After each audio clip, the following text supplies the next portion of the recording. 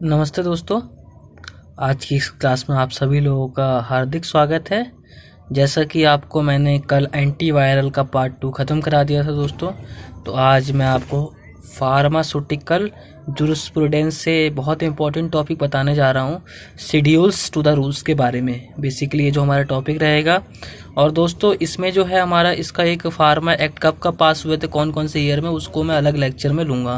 तो आज मैं जो बताने जा रहा हूँ वो है शेड्यूल टू द रूल्स। कहने का मतलब ये है कि जो ड्रग और कॉस्मेटिक एक्ट या रूल्स थे उसमें क्या क्या शेड्यूल पास हुए थे। दोस्तों एक बात याद रखना, एक्ट में 2 शेड्यूल थे, रूल्स में 30 शेड्यूल थे। इसको बहुत इंपॉर्टेंट कई बार पूछा जाता है। एक्ट पास हुआ था 1940 में, रूल्स आए थे 1945 में आए थे दोस्तों। तो स्टार्ट कर देते हैं।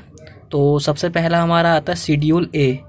दोस्तों शेड्यूल ए में क्या होता है, इसमें एप्लीकेशन वगैरह अप्लाई, लाइसेंस के लिए एप्लीकेशन वगैरह अप्लाई करते हैं या लाइसेंस के रिन्यूअल के लिए भी करते हैं, या फिर मेमोरेंडम वगैरह सेंड करते हैं, हाँ भाई कि लाइसेंस हमारा रिन्यू करवाना है। किसी भी ड्रग मतलब केमिस्ट को कह सकते हैं या फिर ड्रग कंट्रोलर को भी भेज सकते हैं वो। और इसके बाद दोस्तों आता है शेड्यूल बी में कौन सा आता है, एक्चुअली ये rate of fees for test या फिर ये सेंट्रल लेबोरेटरी के द्वारा एनालिसिस किया जाता है। शेड्यूल बी में रेट ऑफ फीस वगैरह बताई जाती है या फिर गवर्नमेंट एनालिस्ट इसको देखते हैं, है ना, ड्रग इंस्पेक्टर वगैरह भी कह सकते हैं उसको। और अगला आता है दोस्तों schedule C and C1। Basically इसमें बायोलॉजिकल प्रोडक्ट आते हैं, आपने वैक्सीन वगैरह सुनी होगी, इंजेक्शन वगैरह भी आते हैं इसमें, है ना, बायोलॉजिकल प्रोडक्ट वही होते हैं बेसिकली सी और C1 में जो भी आते हैं। दोस्तों ये जो मैं आज बता रहा हूँ इसमें से 100% एग्ज़ाम में एक क्वेश्चन तो आते ही आता है। अगर आप एग्ज़ाम वगैरह की तैयारी कर रहे हैं तो एक तो छप गया दोस्तों। और अगला चलते हैं, हम शेड्यूल डी की बात करते हैं।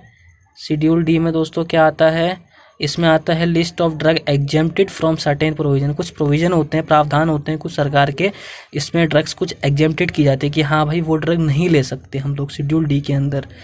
तो अगला चलते हैं, शेड्यूल ई की बात करते हैं। ई में दोस्तों E1 आता है। E1 में क्या आता है, पॉइजनस सब्सटेंसेस होते हैं। ASU का मतलब यहाँ पर आयुर्वेदा, सिद्धा और यूनानी, इन तीनों सिस्टम में कोई भी पॉइजनस सब्सटेंस होंगे उनकी लिस्ट जो होगी, मतलब जो उनकी सूची होगी, वो जो ऐसे पदार्थ हैं वो आते हैं आपके E1 शेड्यूल में आते हैं दोस्तों। अगला चलते हैं शेड्यूल F एंड F1। इसमें क्या होता है दोस्तों, लिस्ट ऑफ ड्रग्स होते हैं, क्या क्या करते हैं, प्रोडक्शन होते हैं, टेस्टिंग होती है, स्टोरेज होता है, पैकेजिंग होती है, लेबलिंग होती है।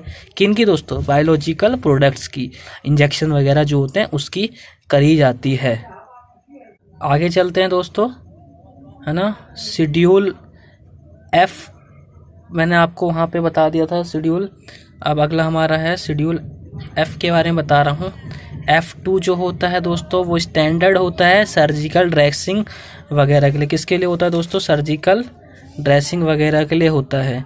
और अगली बात करते हैं हम शेड्यूल F3 की। F3 ये होता है दोस्तों standard for sterilise umbilical tapes वगैरह के लिए होता है ना, अम्बिकल टेप्स। दोस्तों इसमें दोनों में कंफ्यूज मत होगा, ये सर्जिकल ड्रेसिंग है F2 और ये अम्बिकल टेप्स है F3 के लिए।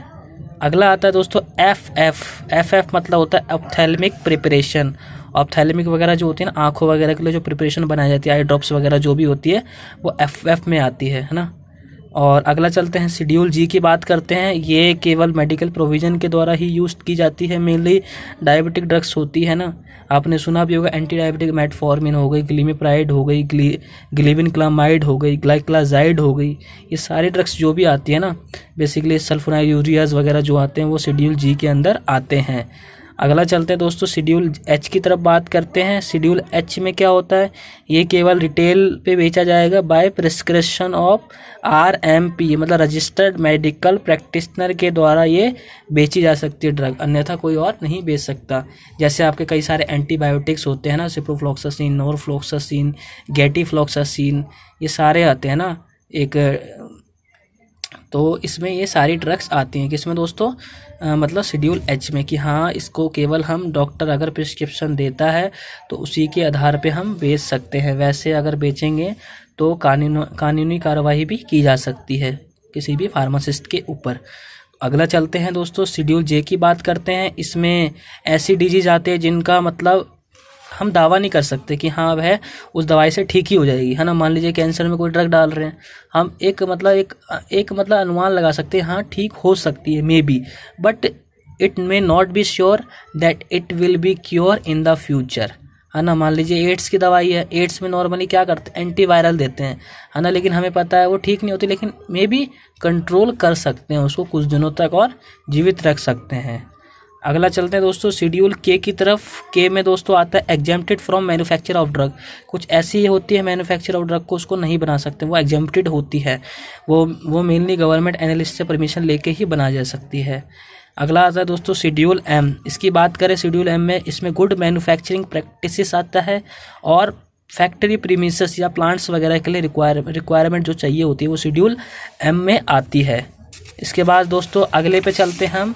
मैंने शेड्यूल M2 पर लिख दिया है, मेरे को M1 नीचे लिख दिया है मैंने, दोस्तों कंफ्यूज मत होइएगा। शेड्यूल M1 M2 में क्या होता है, फैक्ट्री प्रीमिसेस के लिए जो रिक्वायरमेंट होती है, किसके लिए, कॉस्मेटिक्स के लिए, मैन्युफैक्चरिंग ऑफ कॉस्मेटिक्स, है ना, जो ये सब होती है लिपस्टिक वगैरह पाउडर वगैरह जो बनाए जाते हैं उसमें M2 शेड्यूल में आते हैं। और जो होम्योपैथिक ड्रग्स होती है वो आती है आपकी M1 शेड्यूल में आती है दोस्तों, M1 में आती है होम्योपैथिक ड्रग्स। इसको याद रखिएगा, बहुत इंपॉर्टेंट है ये M1 और M2। और M3 में क्या आता है दोस्तों, जो मेडिकल डिवाइसेस वगैरह बनते हैं, मेडिकल के डिवाइसेस जो होते हैं वो सारे इसमें आते हैं M3 में। अगला चलते हैं शेड्यूल N। ये क्या है दोस्तों, जैसे list of minimum equipment for pharmacy. Pharmacy के लिए क्या क्या इक्विपमेंट ज़रूरी है ना। मान लीजिए कोई फार्मेसी की दुकान खोलता है, उसको कितना एरिया चाहिए, है ना, और क्या क्या चाहिए, रेफ्रिजरेटर होना चाहिए, ये सारी चीज़ें आती है शेड्यूल N के अंदर दोस्तों। उसके बाद दोस्तों शेड्यूल O की बात करते हैं। इसमें आता है आपका डिसइंफेक्टेंट फ्लूइड वगैरह के लिए आते हैं, ब्लैक डिसइंफेक्टेंट फ्लूइड वगैरह के लिए किया जाता है ये।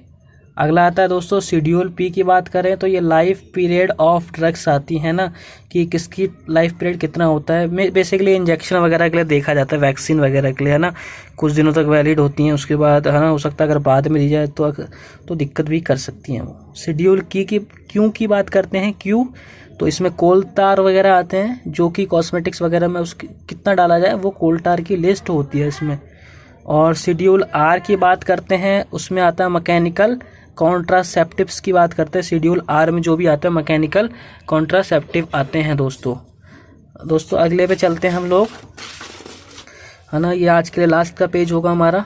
शेड्यूल S के लिए देखते हैं, इसमें स्टैंडर्ड फॉर कॉस्मेटिक्स के लिए स्टैंडर्ड रखा जाता है, क्या क्या होना चाहिए।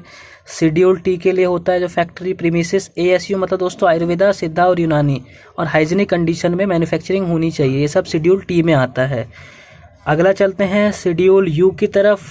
शेड्यूल U में आते हैं दोस्तों manufacturing raw materials of drugs. इसमें क्या आता है दोस्तों, ड्रग्स की मैन्युफैक्चरिंग रॉ मटेरियल्स जो कि गवर्नमेंट एनालिस्ट के द्वारा होती है। U1 में दोस्तों सेम है, लेकिन यहाँ पे ड्रग्स ना होकर क्या है, यहाँ पे कॉस्मेटिक्स आता है, इसमें कंफ्यूज नहीं होना है।